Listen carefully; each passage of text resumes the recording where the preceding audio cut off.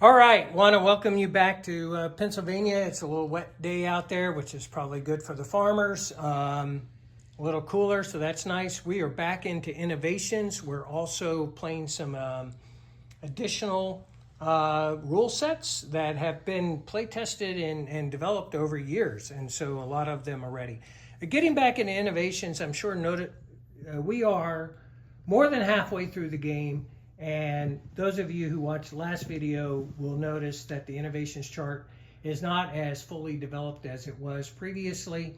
In fact, some of the innovations have helped people who were lacking in their technology, mainly the Japanese, but got some great feedback from guys like Madman Dan and others that have slowed things down quite a bit, and I won't give it all away. Additionally, you should be excited about this. The only thing that hasn't been published for the CSA expansion is the overlays, but you can tell we're playing it. It was developed back in V2, so version 3, version 4 was updated. Hopefully, it'll be ready to be released in the very near future. And then finally, again, we're back into the simplified rules. And you know, my impression is that it really doesn't detract in any way from the game itself. It just kind of takes a few things out that may have been optional back in the older rule sets anyways.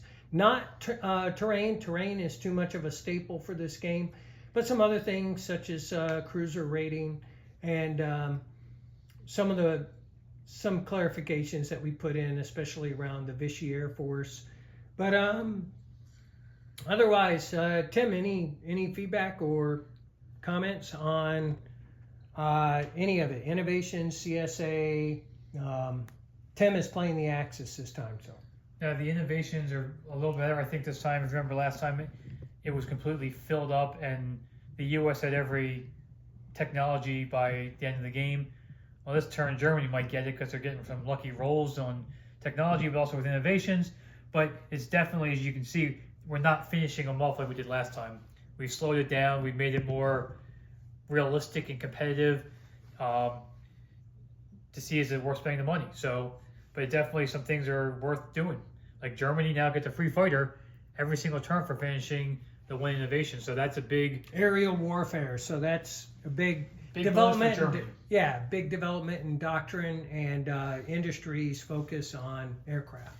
And the Allies have their wartime income back. Wartime income, which is really part of the industrial mobilization. It's a 1d6. You have to get to the 3rd level in order to receive that.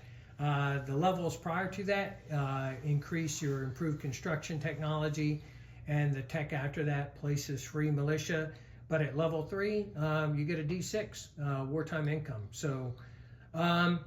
But as you can tell, if you look at the innovations charts, just like the technology chart, you have to make a decision, especially since we slowed things down and there's no way you're going to be able to fill it up. But I tell you what, that's enough of an update for today. Thanks for tuning in, and we'll see you when the game gets done.